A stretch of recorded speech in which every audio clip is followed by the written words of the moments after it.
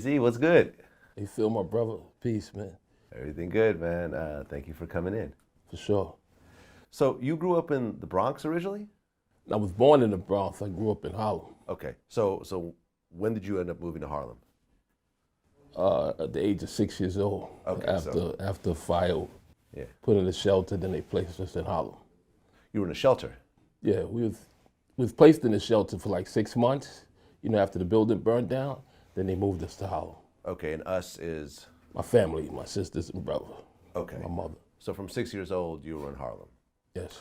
What was it like growing up in Harlem during that time?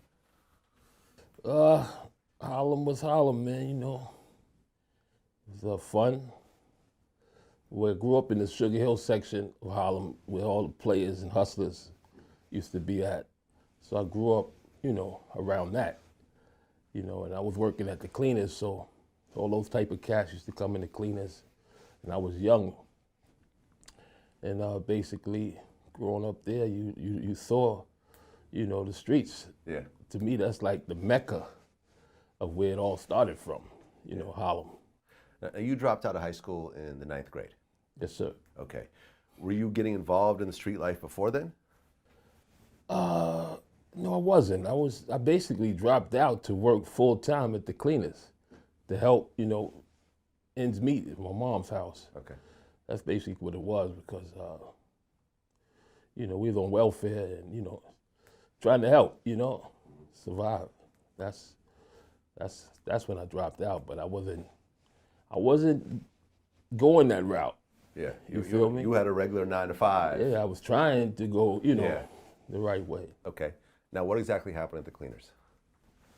At the cleaners, basically, growing up amongst, like I said, around the hustlers, was an older dude in the cleaners. He was a tailor, being honest. He was a tailor, and he came from that world, but he did a lot of time. And when he came home, he'd open up a tailor shop. And he became the tailor at the cleaners I was working in. He used to tell me about these stories and all that. That's the first time I used to really hear about the streets, get informed strictly about the streets. But my man Rich, he was already in the streets. Okay. He was at 13 years old doing what he had to do to survive in the streets. And that at the time, it was what drug? Was it heroin? Yeah, it was heroin at the time. I believe that Rich was involved with selling heroin, and then one thing led to the next. Okay, so you and Rich hooked up, and what happened next? Rich, I'm gonna put it like Rich was in the game. I'm with his friends, younger dudes, cars, making a lot of money, and I'm in the cleaners. I'm not in the game, but seeing that lifestyle, all the fun they having, L.A. Rich, and everybody flocking to that world because that's where the money at. But Rich and me was more tight because Rich looked at it like, okay, he ain't in the streets, but hold this for me, hey, hold that for me. Okay. You understand? So I'm holding things for him. Drugs. And I may be stashing it in the cleaners. Okay. And then one thing led to the next. The cleaners owner finding something. And then, I can't have this in my store. And he wound up, putting me, firing me. Okay, so he was having you hold heroin or cocaine? Coke, money, drugs, guns. You feel me? Okay. So Rich Porter was coming by, he was leaving drugs, guns, money with you. Was he like giving you like some extra money for doing all that? Rich would look out, man. That's my man. It's like, I don't know how people take it like, it's just a thing. When you're in the hood and y'all coming from the same, whatever, say sandbox, this is your man. You do it for free. Yeah. It's just natural, like, oh, you all right? Here. Oh. It's just it's natural. You're not, you know what I mean? I can't explain it, man. It's like you're not doing it because of. Right. If it's there, here, man. If I'm fucked up, here, let's eat together. That's how it was. Okay. You look out for me, I look out for you. You know what I mean? So you were holding drugs, guns, money for him, and then the owner of the cleaners caught you. Yeah, he found something, some drugs, and he like, yo, I can't have this in my store. Boom, boom, boom. You know, he didn't just fire me the first time, but you know, he kept an eye on me. You feel me? And then when I started hustling, when I met Lulu, I started hustling, and the product was so good. You feel me? People was knocking on the window like, "Come outside, the cleanest," and I'm making sales. So one thing led to the next. Now you can't do this in my store, so he wound up letting me go. So you were basically drug dealing in the cleaners at one point? Yeah. Okay. It started from, keeping it real, it started for me bootlegging liquor on Sundays. Okay. Like he would let me open up the store on Sundays, but I used to bootleg liquor on Sunday. I'd take my little $75, spend that at the liquor store, and then double that on Sundays by, you know, charging extra for liquor on Sunday because stores was closed. Right. Liquor stores was closed on Sunday. Okay. So that's how it started, then one thing led to the next. So you get fired from the cleaners. Yes, sir. What happens next? I'm in the game now. I'm on the game full time now. You feel me? Early morning to night. Okay. And then I went from making $75 a week to maybe like $10,000, $15,000 a week. Easy. Okay. So you get fired from the cleaners, and now you need a way to make money. So you and Rich start to get tighter? Like I said, Rich, I had met Lulu. Rich was doing what he do, Okay. the heroin, and I was moving coke. Okay. And who was Lulu? Lulu was a coke connector, like this Dominican, Colombian cat that I had met, you know, while I was in the cleaners. And Okay. That's the tailor. yes, sir. Okay. Not the tailor. No. Oh, sorry. Okay. In the cleaners. Lulu was a Dominican cat that I met. He used to be on 157th Street in the pool hall. And how did you end up hooking up with Lulu? Word of mouth. You know, I want to plead the fifth on that, but keeping it real, you know, I know y'all might be taking it from the screenplay Paid in Full. Yeah. And, you know, some of that's real, but not factual. You feel me? The movies is the movies, and some things you could do and some things you can't do. Yeah. You feel me? But at the end of the day, you know, I met Lulu at a pool hall. You feel me? And then one thing led to the next. This is what I do. Boom. And we took it to the streets. And Lulu became your co-connect. Yes, sir. Okay. And you kept that connect completely to yourself. You weren't trying to share that connect with anybody. Keeping it, Lulu was dealing with others. Don't get me wrong. Yeah. But I think we had a more personal relationship where he invited me to his home, and because he liked, you know, how I move. I was quiet and low and making a lot of money for him. You feel me? So he gonna separate you from the others. Yeah. You get what I mean? Yeah. So and I think that's how we became like really, really close. I knew his moms, and you know, she let me in the room, and you know what I mean? In the house, man. I'm in the house. You feel what I'm saying? Yeah. Now where Lulu was Dominican, right? Where was Lulu getting his coke from? Was it? I couldn't tell you that. No idea. I don't know. I don't have Okay. a clue. But you know, now that we learn, you know, it could have been the government or Yeah. through Pablo Escobar, whoever it could be. But I don't know. Did you ever hear? Did you ever hear Pablo Escobar's name being mentioned during this time? Nah, keeping it 100. Not really. Not at that time. Yeah. You know. That came later on. Yeah, you hear, you see the documentaries, you see the stories. Yeah. You know. But at the time, Lulu, Not at that time. Nah. Okay. Nah. So Lulu was your connect, and you were getting the coke from Lulu, and then working with Rich to move it. I was working for myself, opening up blocks, and you know, I was moving it, man. It's like I can't cause it's like you moving it. The price is so good, the quality is so good, so now the whole hood coming to you. Okay. Because you got a cheaper price and you got good product. You understand? So it's moving. You understand? It went from 10,000 a day to maybe like 50,000. You feel me? It's flying. You understand? So now people want to come and be a part of what you're doing. So I'm getting to work. Rich might come and I give him a bird or two. And that's how it happened, man. I'm not trying to be like a boss. I was never that, and I'm not trying to, sound like that. Yeah. But You were just a it's businessman. like if Lulu give me 5 birds, I'm gonna take it to the streets. I might give Rich one. Okay. Give this one. We finished, just keeping it, Yeah. doing what it do. And a bird is a kilo of cocaine. Yes, sir. Okay. So you're working with Lulu. You're getting these bricks of cocaine. Did you actually start building up your own crew of distributors and street guys to get it out on the street at the time? Or was it more like you're almost wholesaling it? Like, okay, here's a kilo, I'm gonna front you, bring me back this much, and then I'll give you the next one? Or did you have your own little operation?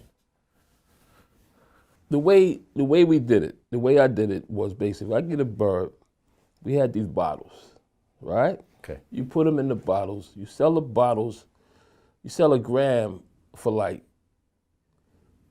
$30. You understand? Mm-hmm. People, before we came in the game, grams maybe was going for like $100. You get what I'm trying to say? You got the kilos of cocaine. Explain to me how you actually started moving this stuff. Basically break them down into bottles. Once you break them down into bottles, something that was going for $100 a gram, you feel me? You selling it for like $30 a gram. Now everybody coming to cop for me. Right, you're undercutting everybody.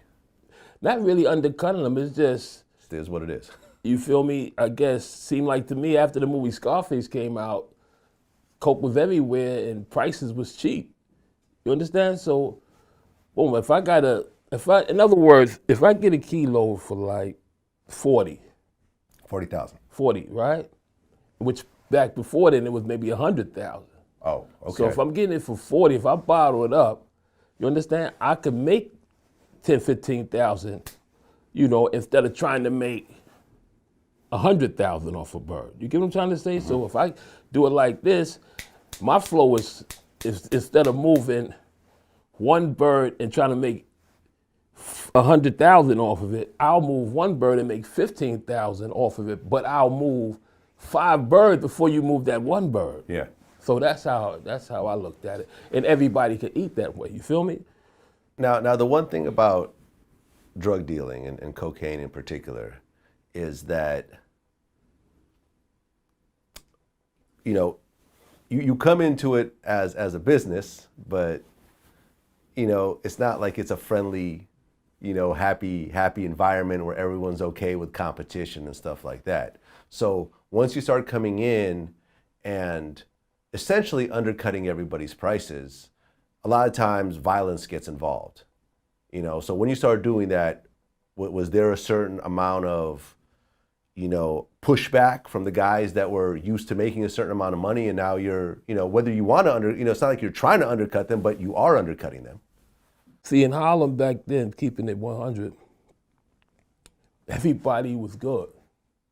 You feel me? Everybody was making money. Mm-hmm. You understand? If you taking care of everybody and your prices is maybe undercutting people, but the connects now is giving it to you at the same price so that you can be in competition. Okay. You understand? So it was all good. Okay. Nobody had no reason for violence or trouble in the 80s, like at that time. Mm-hmm. So it was all good. You could walk around with 10, 15,000 in your pocket. You could walk around with a medallion on your neck full of diamonds and not have to hide. It was all good. It was just good. Your girl making sure she's right. She got, minks. We pushing European joints. We buying cars like people buy sneakers today. Right. It was nothing. Mm-hmm. But then the bullshit happened. You feel me? It's like when 1990 come, it seemed like it was like a hit. Okay. On us. Like, well, let's rewind for a second, because okay. We'll talk about about 1990 moving forward. Okay. So originally it was cocaine. Yes, sir. But then at one point, crack rock started coming into the sir. picture. Yes, this sir. is the 80s. Yes, We're sir. still talking about the 80s. I interviewed Freeway Ricky Ross, okay, who was like one of the kingpins on the West Coast. Respect. Yeah, you guys know each other, right? We talked on the phone before. Yep. He told me originally it wasn't even called crack. We don't call it crack. We call it Ready Rock. Ready Rock. Yeah, we never called it crack. That's a government term. That was the term the government used so they could hammer everybody. When did crack first hit Harlem? I believe that crack hit Harlem maybe, around 84. It might have been there before, but it wasn't mainstream. Okay. You feel me? What I mean by mainstream is like on the corners, putting in bottles. I believe that in Harlem, rich people used to freebase. Mm-hmm. That's what it was called, I think, freebase. It was, with basing before it was called crack, whatever. Then it was a spot that was on 145th Street. And that was like the first major crack spot to me that I saw. Like, that joint had to be making 100,000 a day. A day. A day, easy. But what's weird about it, when they got busted or raided that spot, they get right out because at that time, crack wasn't against the law to sell crack, because when they tested in the lab, it came back as baking soda. Aha. So a lot of cats flipped from selling heroin and coke and went to selling crack, because you can't get no time for this. So this went on for about a year. Right, because the police until they made a law for it. Because the police didn't realize it was actually cocaine mixed with baking soda yet. Exactly. Okay. The police. I don't know. You understand what I'm Right. saying. So when you look at the effects of crack, when you look back at it today, the effects were insane. For sure. When you in the mid to late 80s, when you saw what was happening with crack in Harlem, what did you see? I seen rich people, doctors, lawyers, beautiful women become monsters, man, like fiending for this shit. Like, you see the whole transformation. You understand? People robbing their own mothers, stealing and killing for crack, man. It was a big difference from selling coke. You understand? Coke keep you trying to be a little, cool about this, but crack, you just give up. You just thirsty. Like, I'll do whatever for this shit. Right. So I never, personally speaking, I never sold crack. You never sold crack? Nah, I only sold coke. Okay. I mean, heroin had... But it's no difference, because some people would buy the coke and you go cook crack, it. It's the same crack. thing. But you never actually I never crack or sold crack physically. Nah. Okay. But granted, heroin had some pretty insanely horrible effects as well. For sure. Would you say the effects of heroin were worse than crack? I don't come from that era, but it's still there. Yeah. It was in the Bronx. According to a lot of cats in the Bronx was making money off of heroin. But to see a person on heroin, like when Rich was doing it, it was like an early morning hustle. What I mean by, you got to be up like 6, 7 in the morning when you selling heroin, because people got to get their fix. It's an early morning hustle. You feel what I'm saying?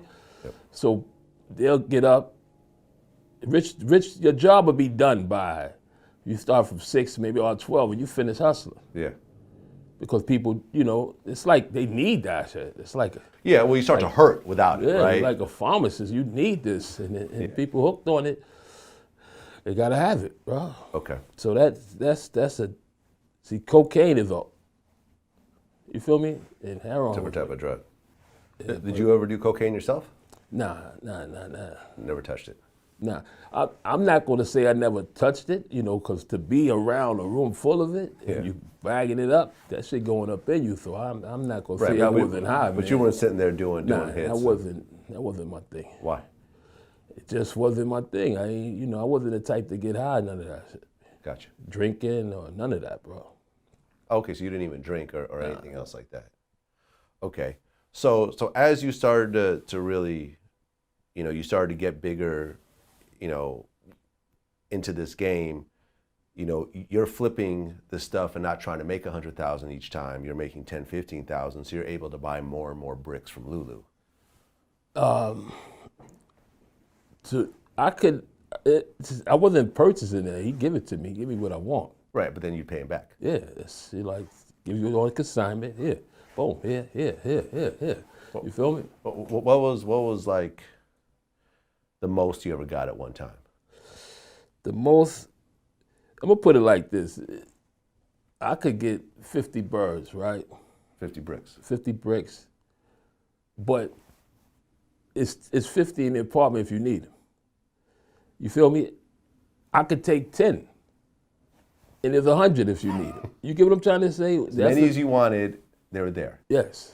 But the most you ever took was 50? 50, you feel me? At the most. You understand what I'm saying? It's like, I'm not stupid, like, you know what I mean? I'm not gonna put myself in a situation where, I can't explain it, man. No, I understand. Okay, so 50 kilos, and they're going for roughly 40,000 a kilo? Yes, sir. Then the price went down at one time. So it went down to like 20 a bird. Okay, so You understand? so if you took 50 at the 40,000 price point, you're essentially taking $2 million worth of cocaine Yes, sir. in one shot. Yes, sir. Now hear me out though. Price. I hear what you're saying, but prices. I got birds at one. The lowest I ever got a bird was like 13,000. Okay. That's how cheap it became. But you're essentially taking $1 million, $2 million, $500,000. You're taking huge amounts of money in terms of cocaine at any given one time. Yes, sir. You know, this is, and you were how old at the time? 19, 18. 18, 19 years old, playing with millions of dollars. It was nothing, man. It was nothing. It seemed natural, man. Okay. You know what I mean? Everybody was, it didn't really seem like nothing because it was what it was, man. What was happening between you and Rich? Well, he getting money, I'm getting money. We having fun. We Okay. taking care of the hood. We making sure everybody eat. And you guys going are bus rides and having fun. And you guys are a team? We are Rich doing what he do. Uh-huh. I'm doing what I do. Okay. We are one, but he got his crew, I got my crew. Okay. You understand? So if we sat down and talked, yo, you all right? Yeah, I'm all right. You good? You sure? Boom. You feel me like that? But we wasn't. You had your own crews? Yes, sir. Okay. How big was your crew at the time? My crew was maybe a handful, man. Okay, like, not a lot of people. I didn't really deal with too many people. Right. You feel me? The less people you deal with, to me, the better you can see. Okay. Now, at what point did Alpo come in the picture? Alpo came in the picture when Rich got locked up. And what did he get locked up for? He got locked up. He was in a shootout. He got busted with the gun. He wound up doing a year. That's it? Yeah, they only charged him with the gun. Okay. He got busted with the gun, so they charged him with the gun. They didn't charge him for the shootout. Okay. So he wound up copping out for a year. And then that's when Alpo came in the spot. And Rich was like, that's my man, look out for him, make sure he good until I come home. And then I set him up right and, treated him like. Family. Yeah. So you started fronting him cocaine? Yeah. Yes, Okay. sir. Now, do you remember what the shootout was over that Rich got locked up over? Not really, but according to history, L.A. was Rich Man at first. He got murdered. And from somewhere you hear like these cats was looking for Rich. Rich kept the gun on him. He wound up getting into a shootout. It might have been them. Who knows? Who knows? You feel me? But at the end of the day, Rich wasn't going out like a sucker, so he kept a gun on him. He kept a vest on him. And he wound up catching a year behind that. Now, what about yourself? Now, were you keeping a gun on you at the time? Nah, man, keeping it 100. I never kept a gun on me. Wasn't your It style. was just all love with me, man. People Did you have people around you that carried guns? Did you have bodyguards and stuff like that? Like when times came where we felt that we had to go get that, Yeah. we had to go get that. But it was we never was on it like that. In other words, we wasn't hunting people. We was the ones being hunted because we get money. So you got to defend yourself. Absolutely. You understand? At the end of the day. So, cats would come and be putting that shit in you. Yo, you got to watch out for this nigga. Yo, I'll look out. But I ain't even want that shit around me. Yeah. Because at the end of the day, you just coming for some money, man. They can take this work and eat and shut the fuck up at the end of the day. Right. Leave all that shit out the door. Now, at that point, were you involved in any shootouts or anything else like that? Any No. sort of extreme violence or nothing? No. No, you just did your business? Get money and make sure everybody eat, pay to connect, everybody all right, everybody fly, everybody got cars, everybody eating. That's how I was playing. Okay. Now, at one point, Lulu got killed? Yeah, Lulu got killed. Do you know what it was over? I believe, I don't know exactly, but what I believe, like it's like after I got shot. You feel me? From the story, from the movie, it looked like Lulu got shot first, but I got shot first. You got shot. Yes, in real life. What was the situation around that? My situation is like my sister's boyfriend at the time. She was fucking with this cat, and he had he went to jail. So when he came home, you know, he stepped to me. "What's good, man? I hear you doing. Yeah, no problem. What's good? But I know you. You know, you just coming home. I'm not gonna put you in the game because you feel me. I don't know you yet. Yeah. Yeah. Gave him some money. I think I maybe gave him like 15,000 cash. Took him to the garage. What car you want? He took the Saab convertible. Okay, take that. You feel me? You good, right? Then I gave him a cat that was moving a bird a week, Okay. a block. I said, yo, I'm gonna make sure you good with him. Right. Set him up right. Because you weren't trying to sell drugs to him yourself. Not sell drugs, you know, but not put him in a situation where he get in trouble. Yeah. And then, So you and then good. Point the finger at you. Not even about point. It's not even that. It's like, I don't know how to put it, man. It's like, you my man. I'm going to make sure you good. I'm getting Okay. it. Here. Gotcha. I'm going to set you up correctly. This is what it is. You ain't got to touch nothing. All you got to do is get money, man. Yeah. Okay. But in his thoughts, what his intentions is, he maybe looking at it from a whole different perspective. Yeah. Like, damn, if he set me up like this, how much he got? Okay. You understand? And who knows what he was telling his homies while he was locked up in jail. You feel me? In jail is a whole nother world. Yeah. He might have been like, yo, when we get home, we gonna get this nigga. Yeah. I don't know. But when you come home, I could fix that thought. Here, here. You understand? Absolutely. Now, if you got another attention, if you up from the Bronx, if he was in the Bronx, and the cast that he was with was from the Bronx, if y'all see what I'm doing in Harlem, instead of y'all coming with the gun and trying to rob me and kill everybody in the house for peanuts, why don't we take what we doing in the Bronx, and if y'all that strong enough to gun people down like that in cold blood, let's set up shop in the Bronx and let's get money the same way. Right, but not everyone. Why thinks, you don't think that way? Not everyone thinks long term. You feel me? Yeah. And that's Okay. the problem. That's why you got some people that know how to give and some people know how to take. So what happened in terms of the shooting? What you mean? Well, you say you got shot. I got shot in the head twice, man, and 5 people was in that situation with me. You know, 3 people died and 3 people lived. Okay. You feel me? So what exactly happened on that day? That day, I was playing ball on the east side, and we was playing these cats for like $5,000. We lost the first game. We ran it back. We won the second game. They wanted to play again, but I was like, man, fuck it. I don't feel like playing no more because it became argumentative, like, well, you know, stupid shit. So we didn't play. We walked from the east side to our location, 132nd Street, where we be at. My man Sherm was like, yo, fam, we've been dry all day, so I had to shoot to the Bronx to where the drugs was at, which I didn't have much left. That was like, a little bit, maybe like about half a bird left. Mm-hmm. And I went from 132nd Street to the Bronx to my aunt's house. And when we walked into the situation, these cats was already up there. They had them in an apartment. And we walked into it, you feel me? And they snatched me in the living room, threw me on the floor, opened up the safe, smacked me with the gun. And one thing led to the next, man. They wound up shooting me in the head and shit. They shot you in the head twice, Yes, sir. and 3 other people got killed? Yes, sir. But when they shot me, man, I was gone. My spirit left the body, brother. Okay. I didn't really even know what was going on. The three other people that got killed, those people, was that people close to you? Yes, it was my aunt, Joanne Blue, her friend Myra Enoch, and my man Charlie C. lost his life. There was a young girl that was there named Lynette. She got shot, and another friend of my aunt's named Michael Lamar, he got shot. And they live just as well. 3 people died. Everyone else got shot.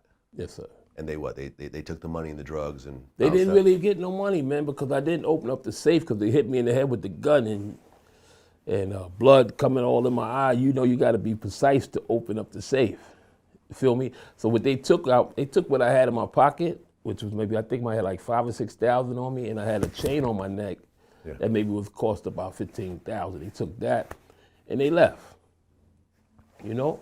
Okay. But So who found you in the room? Oh, because I guess there was other people that were still living. no, what happened was when I got shot, and this is real, my spirit left the body, man, and I guess I got shot 9 times, twice in the head. You got rest shot was 9 times. 9 times, twice in the head, 1 in the neck, 1 in the shoulder, and the rest was in the leg. My leg got broke from the gunshot wounds. Yeah. So when I came back into the body, I got up off the floor, You got up after getting got up shot. off the floor 9 with the times. will of God, walked into the bedroom and seen all the bodies on the floor. And I felt guilty, man. I felt like it was my fault. Like, damn, man. Because I'm shaking people, nobody was responding. So I climbed in the bed, put the covers over me, my brother. And I just wanted to die, man. I wanted to wake up dead. Next thing you know, I woke up, I'm in the hospital with my moms and my sister and my girl over me saying, yo, who did this? Who did this? And that's how that happened, bro. Okay. So you're in the hospital. They patch you up. At that point, were you thinking of revenge? Being honest, I mean, did you know who did it at that point? I mean, I these knew guys- exactly who one cat was. Okay. I knew, the cat, Kevin Clark, I knew it was him. The boy, your sister's boyfriend. Yeah, I knew it was him. They didn't have masks on or nothing, They did have a mask on. but you still recognize the But- voice. Yeah. To this day, I regret me knowing their voice because I felt like if I didn't know their voice, maybe they wouldn't have shot everybody. Maybe, but I recognized him and tried to talk to him like, yo, Kev, what you doing, man?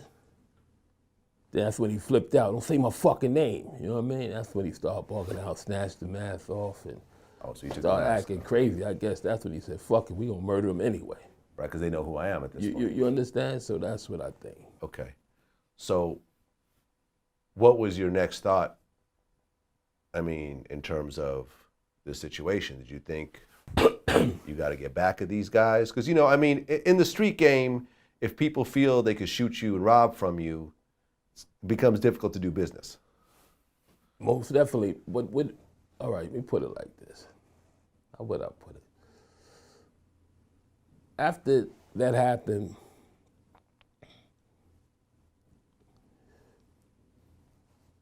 when they asking me, my sisters and them, they all ask me, who did this, who did this, who did this? When I'm in the hospital, this is how the police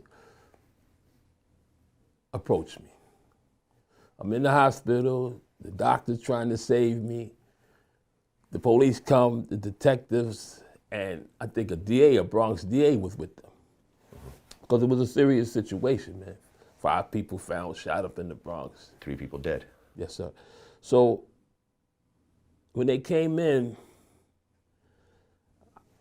I'm halfway alive and half dead, man. But the doctors is like telling him we need to try to save him right now. I would call the district attorney or whoever he was. We need 5 minutes alone with him. This is what they told the doctors, and my family. Trying to recall. So the doctor said, I don't think he had 5 minutes. Huh? But they said, well, we need those 5 minutes. So my family and the doctors had to leave out the room. You know, family crying, screaming. They had to listen to the law. So they said, well, okay, we're going to put this tape recorder on your chest. Do you recognize this as a tape recorder? I'm like, yes, like, hurry the fuck up. You feel me? Right. So they asked me, you know, questions like, who's the president? I think Reagan was the president at that time. I said, Ronald Reagan. You know what I mean? And then, you see what this is? They, you know, a pencil. Okay, he's conscious. Yeah. They had to make, I guess, that irrelevant. Was you present at 1295, the Grand Concourse at a certain time, blah, blah, blah, blah? Yes. You feel me? Who was you with? You know they're all dead, right? You know you're the only one that could, you know you're dying, right? I said, now what, do? Okay. You understand? Yeah. So all these things they telling you, I don't know the other two cats. You feel me? So who shot you? And I was like, Kevin. You feel me? It was like, Kevin who? I said, my sister's boyfriend. I didn't really think I knew his last name at that time, personally speaking. Yeah. So, did he act alone? I said, no, he had two others with him. Did he know what he shot you with? What type of gun? I said, I don't know, man. And then it seemed like my spirit again left my body, man. And now I could look and see from a spiritual perspective, like, I'm dead. So now they asking me questions and I'm not answering. They grabbed my pulse and they took the tape recorder and like, he's out of here, and left. As soon as they left, seemed like my spirit went back into my body. The doctor came, grabbed me. He's like, you okay? I said, yeah. It's like if I didn't, my spirit, it's like God saved me, bro.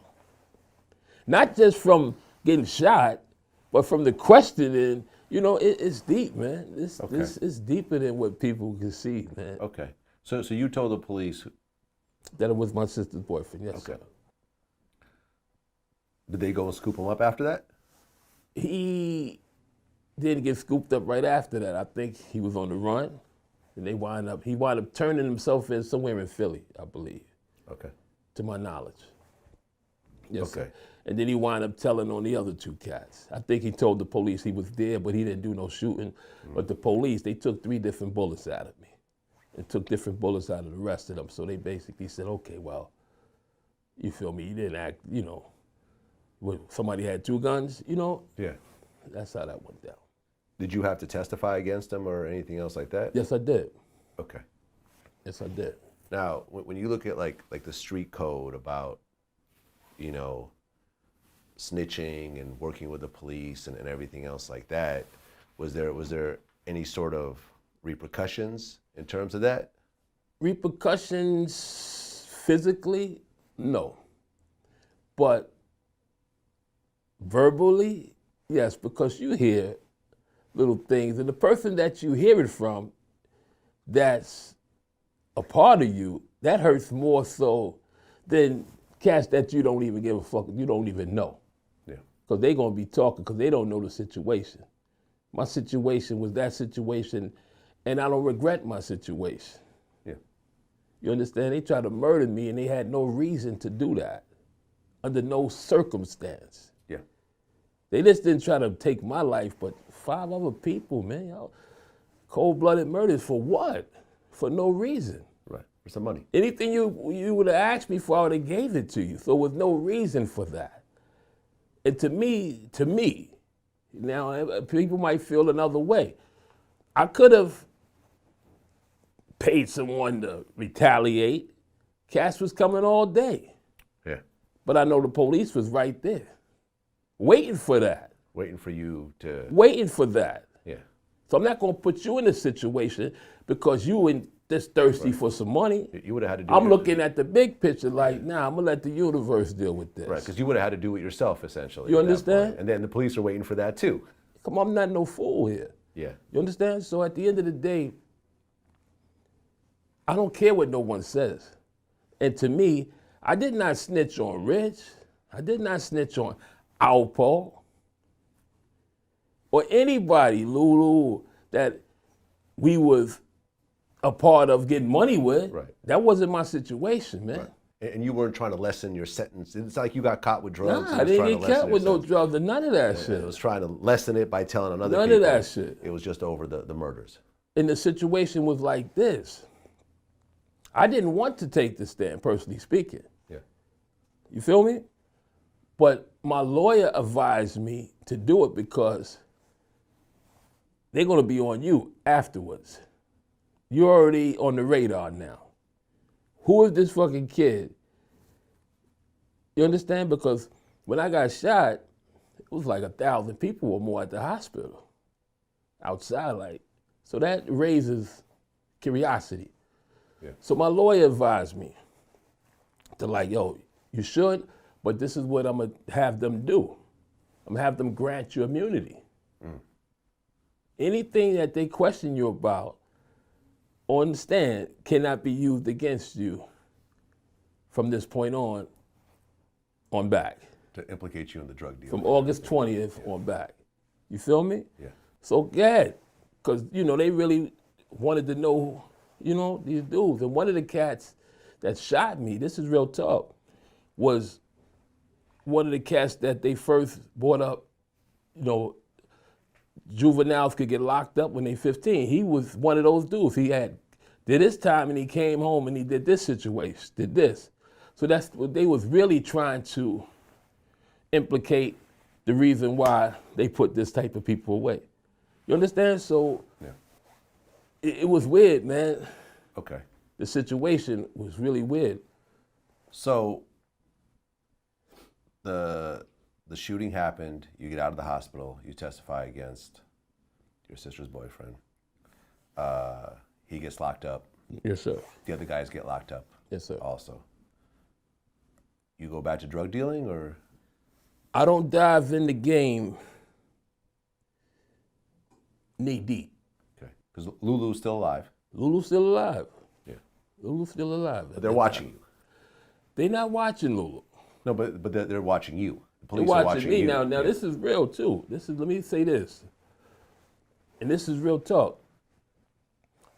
When I was in the hospital, in order to come visit me in the hospital, you had to go to the precinct, get fingerprinted, and get a picture taken of you Wow.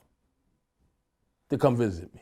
Okay. Rich didn't come, and I understood. Yeah. Alpo didn't come, and I understood. My family came, Yeah. but Lulu came. Really? Lulu came. That's how much love that he had for me. So I respect Lulu. So he's putting himself on the He police didn't radar. care about none of that, bro. It's my man. They killed. They tried to. He wanted to see me, and I respected that. Okay. When I came home out of the hospital, he came to the house. Yo, here. I know they took this from you here. He gave me like some birds for free.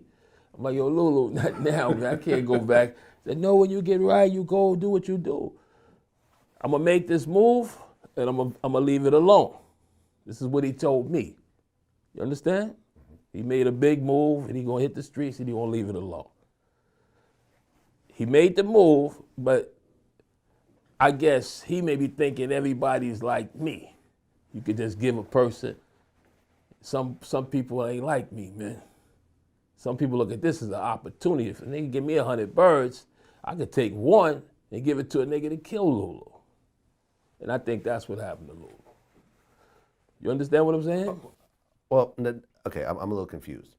So Lulu gives you a bunch of bricks of cocaine. Yes, sir. Do you remember how many? Was it a lot? 5. 5 bricks. 4. Okay, or so more. for you, that's not a lot. It's not a lot, but come on, man. Right. That's like somebody giving you $200,000. Okay, and then people saw that as a weakness with Lulu?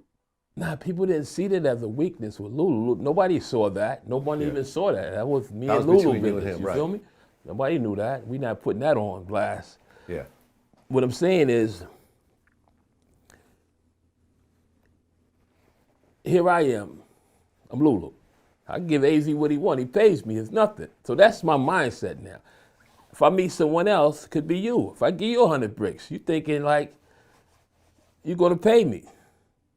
You have a different attention. You have a different agenda. Yeah. Wow, 100 bricks? I gotta give him 2 million? Fuck that. I'll give this one kid 1 brick, have him kill Lulu, and I get off with the 2 million. Yeah.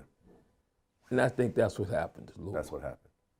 You understand what I'm saying? So Lulu gets killed. Did you actually? I remember in the movie you came to his house and you found him dead and everything else. Not true. None of that took place. None of that shit took place. But then you find out that Lulu's gotten killed. Yes, sir. Now, I think in the movie you end up going to his connect. That's not true. Not true. Not true. None of that That's happened. the movie. Okay, look, we all need some extra money. I need some extra money right now. Who doesn't need extra money? Well, if you need some extra money, which I'm sure you do, I got a really easy way for you to do it. Driving with Uber. Uber is a smartphone app that connects riders with drivers. So as a driver, you can make extra money driving your own car. And look, it's completely flexible. You don't have to quit your day job to make extra money. You can make extra money on your own schedule. Whenever you need to make extra money, just turn on the app and drive. Look, you get a couple hours here, a couple hours there, maybe even go the whole day. Next thing you know, you're making a bunch of extra money. It's completely easy to get started. First, to go to drivewithuber.com, sign up for free. You can do it right now on your phone, right now. Second, answer a few basic questions about you and your car, and get approved. Third, boom, start driving. Start making extra money. That's all there is to it. It's completely easy. So look, start enjoying the flexibility of working when you want to and earning extra money on your own schedule. Sign up to Drive with Uber today. Go to drivewithuber.com. That's drivewithuber.com. Drivewithuber.com. What happened after Lulu got killed? After Lulu get killed, there's other players involved, other connects. There's mad connects running around. It's mad connects. But after Lulu get killed, I'm not playing that hard no more. So I'm not even looking for that world. Rich more so got to connect now. You feel me? He met this cat from 12th Street, Fritz. Now Fritz was a black guy, and he got a lot of drugs, so he hitting Rich now. And Rich was selling crack now. And the crack game is much faster than the coke game. Yeah. You feel me?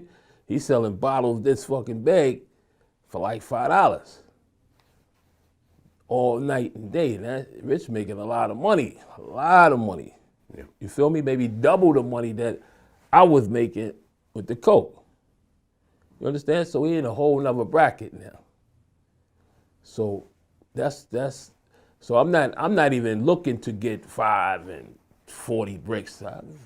I could go buy me 1 or 2 from somebody that got it and just hold down my little situation. I'm not trying to be, what that was no more. Well, why not just get out of it altogether at that point? I mean, Because you almost die. People close to you are dead. Clearly, this is not a fun and games anymore. It's more like, how would I put it, man? You still like nice things and shit. Mm-hmm. Keeping it 100. You feel me? You still want the latest car. Right. You still trying to keep up with that shit. Right. So and there's no plan B. Nah. And in plan B, you got people robbing you. If you try to take your money and open up a restaurant or a skating rink, those people are worse than the streets because they know where you're coming from. So they ask you, well, you got to do this, and all that should be bullshit, but you're giving up your money, so it's really hard to really even get out the game. Okay.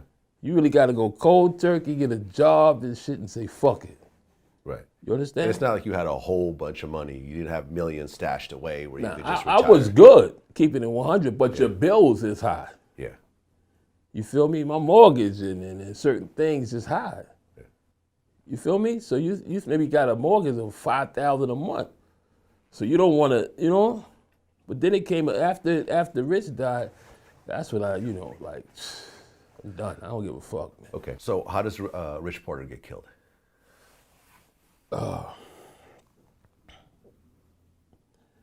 Rich Porter get killed.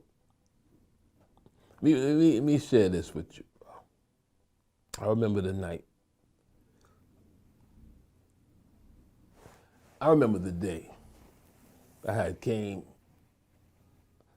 to my mother's house, and Rich's sister was there with my mother and my family. And she told me that her brother, this was my girl at the time, Pat, she said, my little brother didn't come home from school yet. It was like 6 or 7 o'clock. I'm like, word? She said, I'm gonna run to my mother's house and see what's going on. I was like, damn, that's crazy. I'll be there in a minute. I had to do something. And when I was finished, I went over there. Rich was there, and his sister was there.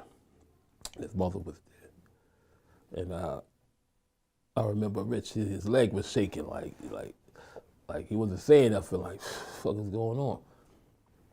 And then the phone rung. And he told me, like, yo, come in. And he was talking, they was saying, like, yo, yeah, we got your brother, blah, blah, blah, blah, blah. Nigga, we want $500,000, boom, boom, boom. Rich Porter's brother. Yeah, this is little brother. How old was he at the time? 13 years old. 13 years old, yeah. So Rich was like, man, I ain't giving you shit or whatever. I ain't got it, man. And they hung up. And Rich was like, yo, you heard his voice? And I was like, I don't know who the fuck that is. And he was like, like upset. Then, Rich being Rich, he mad, and he really want to find, who the fuck is behind this. And he started calling cats. I think he called his cat. And at that time, they didn't have ID for the phones. But this cat had one. Yeah, I think like when they first started, he had one. So he brought the ID to the house, and they was waiting for him to call back, but the shit didn't register.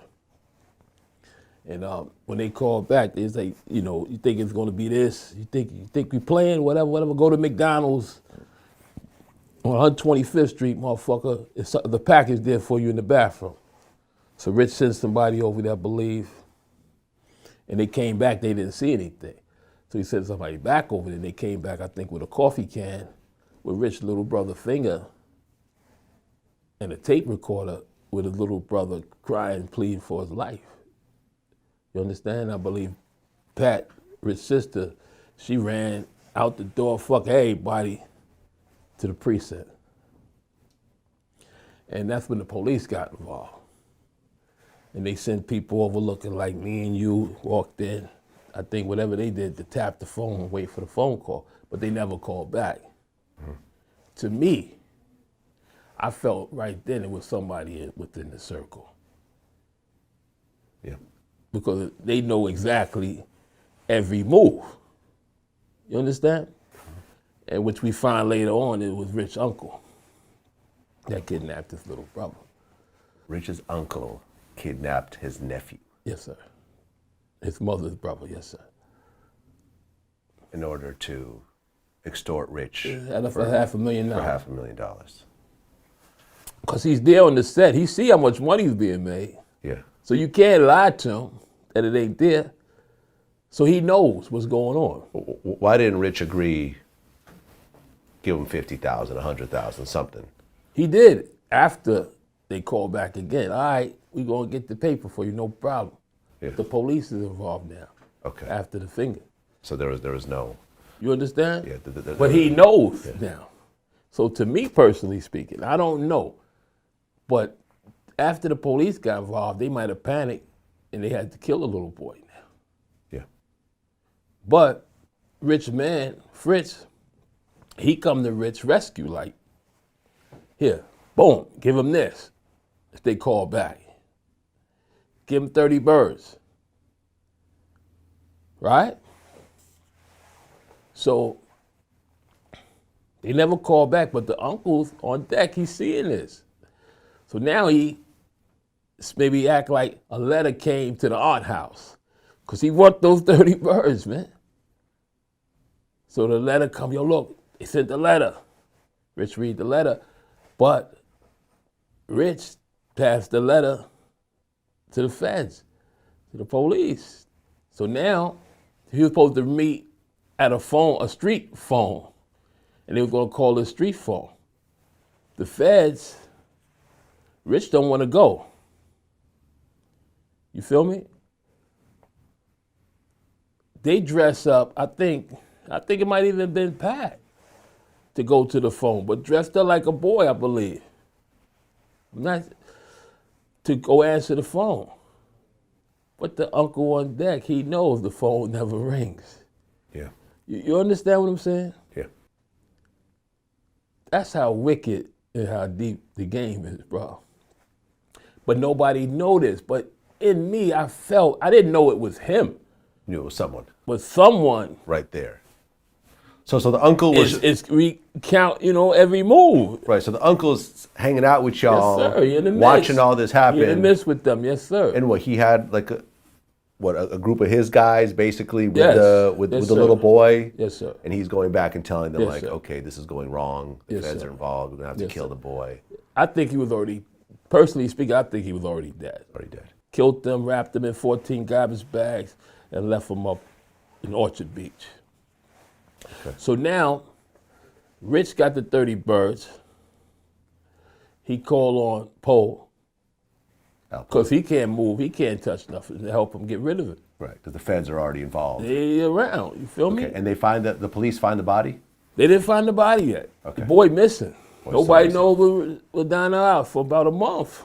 Oh, okay. For about a month, nobody knows. So he wound up calling on Poe, help me get rid of these joints, da da da da da. How would I put it? The situation is nasty. Poe know it's nasty. Everybody on panic mode. Feds involved. They question it. Who's who, what's what. It's coming to an end. Game over. It's coming to an end. Yeah. I guess so. Everybody looking like, yo, how I'm gonna get out of this shit? I look at it like, here's an opportunity for me to get out of this shit. Rich gets murdered. Poe get off with the birds. Rich gets killed. Yes, sir. Poe kills Rich. Poe, I believe, walk away with the birds. You feel me? At the time, how much was a brick of cocaine going for? At that time, I believe the prices had went up to about 25 around that time. Okay, so let's just do some math here. 30 bricks times 25,000. $750,000. Yes, sir. So you're talking about maybe $1.5 million, $2 million Yes, sir. worth of cocaine in terms of the street value. Yes, sir. Alpo kills Rich. You know how he kills him? I don't know. I didn't even know he did it at the time, personally speaking. So, but Rich ends But up dead. This is what happened. We was playing ball on the east side the night that Rich died. Me and my friends, late at night, we playing ball for a few dollars and shit. And we hear some gunshots because of the highway. But we don't think that is real. We just like, damn, somebody just lost their life. This is what we just say while we was playing ball. All right, so we come back to the block, go to the store, get some water. It's like 2 o'clock, 1 o'clock in the morning. And the Suzuki Jeep was creeping by on the opposite side of the street. And I look, I'm like, damn, that look like Alpo in that car. I just waved my hand. He waved, swung a U, came around the block, pulled over.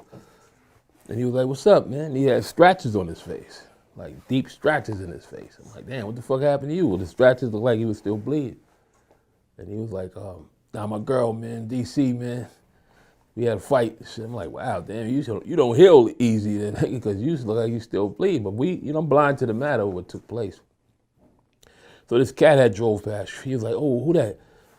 It was this cat. He was, oh, that nigga owe me some money. I'll be back. So he jumped in the car. He had some other cat with him. I didn't even know who he was. He jumped in the car and he drove and he followed the dude. So after that, this girl had walked up on me. She was like, what's up? I was looking for you. What's good? You gonna hang out with me? I said, all right, no problem. But I said, let me go home and get a change of clothes first. I said, you driving? She gave her the keys to the car, so she drove. I lived down the block at that time. So she drove down the block. My man and them, they got in their cars, they pulled off, and they left. And when we pulled up in front of the building, I got out the car, about to walk upstairs. Alpo pulled up in the car, was like, yo, hey, come here for a minute. And one of my friends had pulled up on me. He said, yo, hey, he was like calling me, both of them was calling me at the same time. And my man was like, yo, hey, it's important. So when I went to him first, I told Poe, I said, 1 second. I went to him, he said, yo, dog, don't go over there. I said, why you say, see, yo, that nigga was in the cut, like, laying. I was like, for real? He was like, yeah. I said, all right. So I said, all right, give me a minute, Poe. I went upstairs. You understand? And I came back down. I didn't know what was going on. But when I came back down, he wasn't there. So I got in the car with the girl, and we drove to the Bronx. And when I drove to the Bronx, we had beepers back then. Yeah. My beeper was going off 911, and it was my mom's calling me. So I went to the phone, left her in the car, went to the phone, called my mother. She was like, you know they found Pat's brother. I'm like, damn, that's fucked up. But in my gut, I already felt that Donnell was dead. So I'm thinking she was talking about Donnell at the time. And I was like, damn. So right after that, my beeper went off again. It was Pat calling me. And I was like, I'm gonna call her right now. I'm gonna hung up, call Pat, which was Rich's sister. She crying. I was like, I heard. And she was like, yo, they killed Rich. I was like, what? And like the phone dropped. And, you know, I don't know, man. It's like I seen Alpo standing right in front of me with scratches on his face and shit. And I didn't even pick back up the phone, bro. I walked to the car, got in the car with the girl. She was like, everything all right? I said, yo, let's just go to your house. She said, I'm gonna go get something to eat for her. I said, all right. And I didn't say anything. Went in the house, got in the bed. You know, she, you know, listen, take some money, just leave me alone, yeah. Let me stay in this room. Because my mind was, I'm crazy, like what the fuck is going on? You're paranoid. Yeah. I woke up, I went to sleep. I maybe woke up like about 3 o'clock the next day. Drove to the block crowded, everybody crying and shit. I'm like, wow, this shit really, as soon as I pull up, Alpo pull up. Like, he crying, what happened? And I looked at him, he looked at me, and he just went back to his car, got in his car and left. And that's when I knew, like, wow, B. You know, like, that's when I knew. Before people knew, that's when I knew, like, damn, he did that to Rich, man. Okay. You understand what I'm saying? So, after that, Alpo gets caught? He didn't get caught. For the murder? He didn't get caught for the murder. Life went on. Life goes on. Okay. Nobody knows, but in my spirit, I'm thinking like, homie did that. You know, we don't know. Nobody knows. For a fact, it's not a fact. And I'm not putting it out there like that. Yeah. You understand? But when I was talking to Pat, because the feds is involved, you know, they found Rich. I had told Pat, keeping it 100, I said, yo, Pat, if you tell them to look under Rich's fingernails and shit and see if he was fighting for his life, you might find who did this to Rich. Yeah. You understand? So I don't know what went on after that, because people was getting murdered in the streets left and right. And I was living in Long Island then, and people was getting murdered so much. I said, I'm just going to stay in for a minute, man, and let this shit just bubble over, because it was crazy, man. People was getting murdered in cold blood in the streets. It seemed like how everybody that was in the game was just falling like flies. Mm-hmm. That was somebody. That was amongst us, you know, like, it's getting murdered. And I couldn't understand it, so I just stayed in for a minute. And when I did come out, I had a car that I had parked. I had a house in Long Island, and I had the apartment on Links Terrace, and in the back of Links Terrace, I had a parking lot, and I had one of my cars there, and it was dirty, because, you know, but in dust, someone wrote, "You next, motherfucker." Mm. You understand? So I'm like, wow.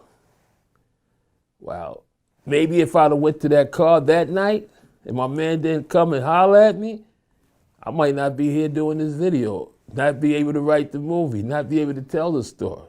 Yeah. You understand? So that's how deep this shit is. So at what point did Alpo get arrested? After he was in Harlem, he went out to D.C. doing what he do, whatever out in D.C. And I think, according to what they say on these documentaries and reading, a lot of people lost their lives. Just laying down a lot of people. And I don't see, to me personally speaking, I don't understand the reason for murder. If it was about money, everybody getting money. Yeah. Not unless it's something other hidden agenda that, I don't know, man. I don't know.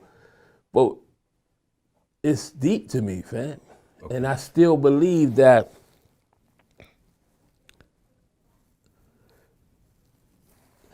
when you learn about situations, how the government set up people, like the movie, what's the name of that film? Deep Cover? Yeah. You don't know if these people was police all along, man.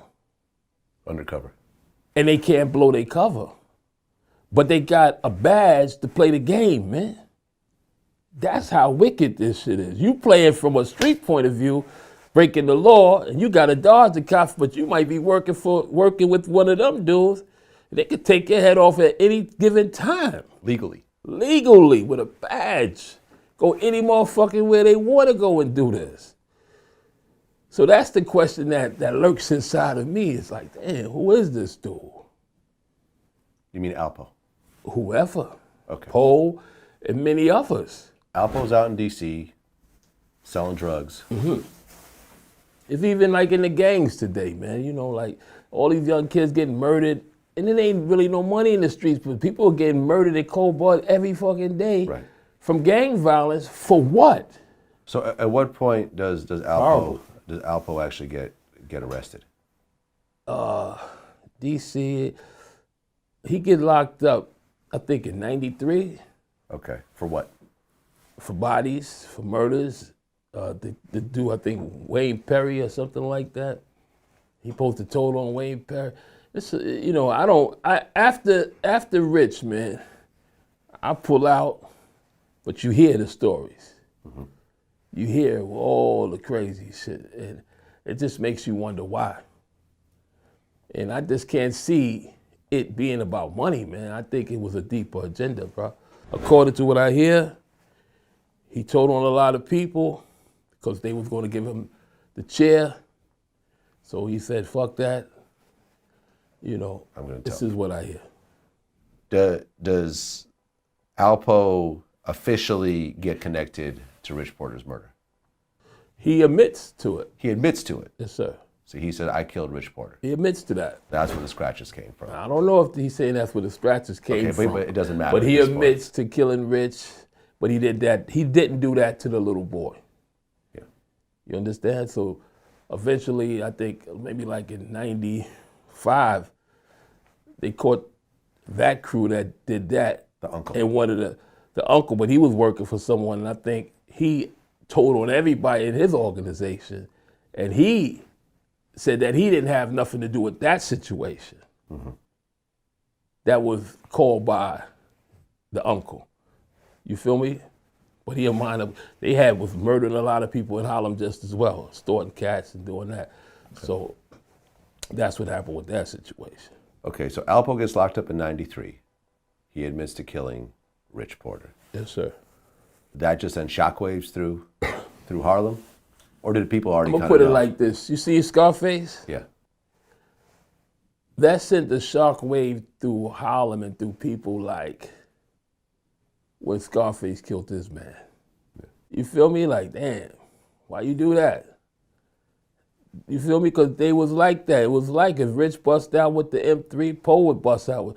It was a thing, like, it's like we was on a stage and the people looking at this performance, how do you kill your man? That's how it was. Like, oh, baby.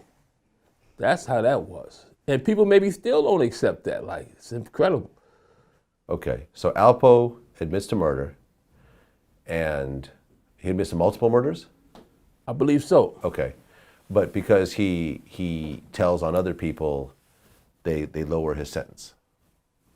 I'm not sure, because you hear one thing, you hear another thing, you hear this, you hear that. I don't know. I don't have the details to that, man, but there's something shady about all that to me, so I just don't. But Alpo gets out. I don't know. This is what I hear. I heard he's home now. A lot of people say Alpo's home, but they've been saying this 5-6 years ago. Okay, because I had heard that he's in witness protection. That was the word I heard, but then again, I'm not very connected to this whole thing. I don't know. I haven't seen him. Okay, and you never try to reach out to him in prison or nothing? No. We spoke. You spoke? We spoke a few times when he was locked up. Really? We spoke like twice. And what was that conversation about? The first conversation was, I'm trying to write a movie about this shit. Okay. And he told this girl I knew where he was at, and we met. We were supposed to meet I met at her house. He was gonna call at a certain time, and he called, and I told him, and I asked him like, yo, why, man? And he was like, yo, man, nigga Rich lied, man, about Connect, blah, blah, blah, blah, blah. And I'm like, okay, cool. But he was like, Rich gave him the birds at a certain price, and he should have gave it to him at a different price. This is the reason why he did that. Rich fucked him out about $200,000 or $300,000. You know, whatever he said. But I'm like, okay, cool. But I'm trying to do a movie. That was my whole issue of speaking to him, because I didn't want to just write a movie and not, you know, have him co-sign. He's like, all right, no problem, man. Whatever. I think he had signed the paper what he needed to sign, and the movie was, I wrote the movie, which was entitled Trap, and trying to steer the generation that I saw following us into a different direction, but it came out as Paid in Full. That's another story within itself. Okay. But at the end of the day, I spoke to him then I spoke to him again. K-Slade wanted us to do something called Face Off on one of his mixtapes. Yeah. And we spoke then. And Troy Reeds had set up a situation one time when we spoke then, because we were doing the documentary, The Game Over. Yeah. And that's the times we spoke. And there was no hard feelings in the conversation. You understand? It was like, all right, okay, man. We're gonna do this, we're gonna do that, and that's that. You feel me? And there was no hard feelings, bro. And you never ended up going to prison? Nah. Okay. Not for that.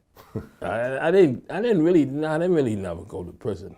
I got locked up before a few times. But not for drug dealing and all that like that. So you essentially were one of the ones that actually got out without being dead or locked up forever. Yes, sir. But you did. Hit me out, my brother. But you did get shot up pretty badly. You got shot up pretty badly. Lost family members. Lost family members. Lost friends. Lost friends. Constantly being looked at as, you know, a drug dealer. That's it, that's all. That hurts. You feel me? Mm-hmm. When you move into a community and when you first get there, you're like, cool, somewhere peace. But then when someone in the community find out who you are, now the whole community sign a petition to get you out of there in fear of their lives. People don't see that part of the game. You understand? So it's weird, bro. It's weird. You looking at a lot of cats, yo, I'm ace, I'm out, you know, but you're not really seeing, like, damn, bro. You gotta stay low. You know, your life is in jeopardy every fucking day. Yeah. Cause you don't know who's who. Right. Old beefs and so forth. Not even old beefs, man. It's like, you don't know, man. You don't know, because truth alone could get you murdered, bro. people don't want you to tell the truth, man. Yeah. And you trying to do it to help save a generation. They don't want that. So you wrote the story that eventually became, well, first it was Trap. I wrote it. You wrote Trap. Trap. Yes, sir. which eventually became the Game Over. Came paid in full in the movies. Yeah, yeah. Well, but Game Over was like the DVD. Game Over was a DVD that me and Troy Reeve put together. Yeah, which was big in New York. Yes, sir. And then that became the major movie, Paid in Full. Yes, sir. Which I think what Dame Dash was involved in, Steve Rifkin I think was involved in. Yes, Rockefeller. Miramax. Yeah. Yes, sir. And when you look at the final product of Paid in Full, were you happy with it? Good movie. Don't get me wrong. It's a classic. Good movie, man. Excellent cast. Everybody played their role to perfection. Cameron did a good role playing Alpo. Wood Harris played a good role playing me. Yeah. Lulu, good role, good movie, man. But at the end of the film, why do you make it look like I was wearing a wire and told on Alpo? Which that never happened. Never happened, bro. So here I present a film to them, Trap, to try to save a generation. Like, wake up, man. Why do y'all destroy my character to the streets, that who I'm trying to talk to make it look like I was a snitch? So that they can't hear the message. Because who want to listen to a snitch? Yeah. So that's when I, questioned, who are these guys? Maybe they're all one, trying to solidify what they're doing is right and we're wrong. Huh? Now, if this is true, how the government was using the game to finance a war, we was making so that y'all could finance the war. So Right. Are we guilty if we were set up to do this? Because in those days, man, we had cheese lines wrapped around the block. People on, buying drugs. Police ride right by like it was nothing. Right. From about 84 to 90. And that's when, after 90, they came in. Right. Well, we interviewed Freeway Rick Ross, and it was established in terms of how he was used in the whole Iran-Contra thing. Well, my role was that Blandon would bring me drugs to sell to raise money for the Contras. The Contras was backed by the CIA, which was Ronald Reagan and George Bush's pet peeve, George Bush Sr.'s pet peeve. They felt that if they lost Nicaragua, that Russia would be marching down the streets of the United States. Okay, but where's the Iran part? Well, they sold guns to Iran and took the money and gave it to the Contras. But then they were also selling drugs. Well, they're allowing drugs to pass through into America and using that money and putting it to the Contras as well. Yeah, yeah. Okay. But the initial money come from Iran because the Congress had said that they couldn't give the Contras any money. So they had to get it from a source that nobody would know about. It's so much there. You really got to do your homework. And then, they also had the hostages in Iran that Ronald Reagan was able to get loose because he was going to give them weapons for the hostages along with getting some money. How much of this did you actually know about? None. I learned So- all this while I was in jail. Okay, so when you were actually selling drugs and so forth, did it seem? I didn't care about Iran. Yeah, you didn't care about None of that stuff. the Contras in Nicaragua. Nothing. You were just selling drugs and making Man, money. let's make some money. All this is happening, and the CIA is actually overlooking this whole process, right? From what I understand. From what you understand. Yeah. I didn't see the CIA doing it, but they came back and said, yeah, we were watching them. And there was the whole thing of like, we'll run the drugs into these black communities where they kill each other, but no one calls the police. Things, the murders essentially go unsolved. Nobody cares. Exactly. And here's a great way for us to basically make our money. without raising too much media attention. But in the midst of that, right, this is what I look at. In the midst of that, you're going to have your players planted in there so that you can know who's who. Yeah. You understand? So these are the cats that, like, wow. You feel me? So, but I'm new to this at that time, but I learned, like, oh, shit. Like, okay, now I see who's who and what's what, man. Yeah. But that's a danger to know. You understand? Sure. That's because they come on, you can't expose these people, man. You ended up starting a rap group, Yes, sir. Mob Style. Yes, sir. It was you and who else? I started it after I got shot. Once again, I was trying to tell my story like, look, man, yo, shorty, this ain't the way to go. But everybody love a gangster. Everybody love Scarface. Everybody love, you know, this street star and shit. Yeah. So I said to myself, okay, rap was the next thing popping. If they ain't hustling, if I want to be a rapper. So let me try something. I didn't know how to rap. I was just popping shit. But I wrote a song called Mob Style. But if you listen to the song, it's telling my story. You feel me? And at the end of the song, I'm telling you, give it up. It ain't no use. This is not the way to go. Right? The people loved it. Harlem loved it. So my thing was to like, okay, we don't have to sell drugs. We can make money off of freedom of speech. Huh? Mm-hmm. Make more money.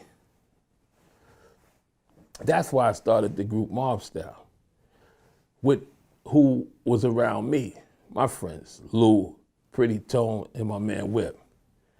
We wasn't no rappers, but we knew the lifestyle. We were hustlers. We was we was involved with it. So what we telling you is real shit. And you guys were sort of the original East Coast gangster rappers. Yes, sir. We started that shit. You started gangster rap. On this coast. On the East Coast. On this coast. Out there, you had Ice-T. I think Azie might have been the father. Yeah. What year did Mob Style come out? 89. 89. But the song didn't come out till like 1990. Yeah. So it was right around the same time as NWA, maybe a little bit earlier, but right around the same time. Yes, sir. What eventually happened to Mob Style? Mob Style, all right, we had a situation, after we did the album, The Good, The Bad, The Ugly, because that's what we titled it, you naming that it was good, bad, or ugly. But the name of the album, being honest, that was the name of our clique, was going to be called The Good, The Bad, The Ugly. But when the people bought the CD, or it wasn't even a CD, it was cassette tape. When they bought the cassette tape, everybody was calling us Mob Style and the album Good, The Bad, The Ugly, so we just ran with Mob Style because that's what the people named it. Yeah. A situation, this cat was working for BLS, my other sister's boyfriend, and I gave him the CD. He played the song on the radio, and you know, you look out for certain DJs, give them some payola, they spinning it. Yeah. And the streets was loving it, and people was buying it in the streets, but we never had a deal. But Columbia Records, I believe, had stepped to us, and they gave us a situation where we was going to sign with them for about $300,000 and guaranteed 2 videos or whatever. So the day of the signing, one of my men, like Tone, he didn't show up because he had a situation with, what's the name of that label? Def Jam? Def America. Oh, Def America. Oh, yeah, Rick Rubin's label. Rick Rubin, I believe, signed Tone on the side, but he gave him some peanuts and shit. So Columbia was like, nah, we wanted the whole group. So that fucked up that situation, which to me was them saying yes, but saying no, because who we was. You understand? Yeah. You understand? But I believe, and I always say that, we never got a deal, and we didn't sell millions of records, but our shit was bootlegged in the hoods and the streets. People making money off our CDs, they selling that shit like drugs, $20 a cassette, you know, in certain record stores and shit. And it went hood platinum to me. Right. So this was your label, your own thing that came Yes. out. It was never anyone associated with it. Nah. But at the end of the day, I'm saying this to say it never blew up. But I know for a fact that a lot of these cats, maybe your best rappers out there today, man, they took our true prints to create their blueprints. True prints to create their blueprints. Yes, sir. Because this was real, and everybody knew this story was real. Now, the rapper AZ came out. Yes, sir. You ended up suing him? Let me fix that. Let me tell you how that took place. A friend of mine from Sugar Hill Records, I think his name, Big Scutch, he was with Sugar Hill Records. He came to me one day, he was like, yo, hey man, I heard you got a song out. At this time, I'm secluded. I'm in the house every day writing trapped, Yeah. which eventually was paid in full. So I'm like, what? So he, yeah, listen, played it for me. I'm like, wow, man. Listen to the song, AZ for real on Sugar Hill. I'm like, wow. Show me the album covers. Right. And AZ's first single was called Sugar Hill, Yeah, and that's where I'm from. I'm from Sugar Hill. which is Harlem. Harlem. I'm like, wow, man. I don't know him. Is AZ from Harlem? The I other think he's AZ? from Brooklyn, Yeah, that's what I'm saying. right? So when I look at the situation, Scutch bring it to me. I'm like, okay. So I call a lawyer, like, listen, man, I'm trying to work on a movie about my life, and there's this song out right now called AZ for Sugar Hill, and he's basically, sound like he's talking about my lifestyle, who I am. Come on down. I show it to him. He don't look at AZ, he look at the company, EMI, right? In which we had a situation with EMI, I believe, on the table just as well at a point. So he like, oh, let's sue the label. Because he looking at this kid ain't got no money. We going to sue the label for 10 million, blah, blah, blah, blah. You know how lawyers. All right, whatever you say. Because this could fuck up your situation of you trying to get your movie deal. All right, let's do it. So basically in the deposition, they see that I was right. And they did an out-of-court settlement, which my lawyer told me it was for $50,000. Just take it. But in the newspaper, the Daily News, what's in the name they print? $450,000. But all I got was maybe a third of $50,000. You only got a third. Of $50,000. Shouldn't it be 2/3 if the lawyer, is the lawyer supposed to take the third? It might have been 2/3. 2/3, yeah. Of $50,000.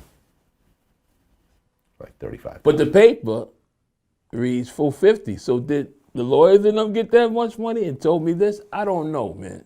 Yeah. I don't know how these people play, bro. It's wicked. It's more wicked than the streets. Did you ever run into the rapper AZ? I ran into him one time, and he was like, yo, what's up, man? Yo, respect, respect, brother. I'm not that type of person. Respect, man, because I understand, man. I understand. It's just like, it's a way to eat, man. I'm paying homage. I understand that, but at the end of the day, bro, break bread. That never took place. That never took place. But I'm still not gonna, you feel me? Because I understand. But the average person, they might take it a whole nother way, man. Right. We should do this, yo, let's go get at. Leave me alone. Yeah. Get away from me. When you look back at your life and the decisions you made and the decisions, and your decisions, the way they affected people around you, do you have any regrets? I wish I never left the cleanest, man. And maybe none of these stories would have to be told. But that's a if. You know what I mean? And ifs don't live. Ifs don't make sense. But I wish if I could replay it and I could for the future, hell no. I'm gonna stay right here in the cleanest, and like Rich said in the movie, I'm gonna be the George Jefferson of the neighborhood, man. For real. When you look at the kids that are coming up these days, who are selling drugs, who are trying to be the next AZ, trying to be the next Scarface, trying to be the next Freeway Ricky, and thinking that they're going to get in, make $1 billion and hop out, what would you tell them? You're a fool, and the game been over since, I believe, 1990, when the government wasn't allowing it to happen no more. We did it because we was in the struggle. We was poor, we broke. To me, they're doing it because they fell in love with it. You don't have to do it. There's many opportunities, other ways to make money, man. Yeah. You understand? So you're doing it because you want to be one of these characters, man. Be yourself, bro. Be yourself. Game over, man. Say yourself. It's over. You feel me? You putting yourself, you like,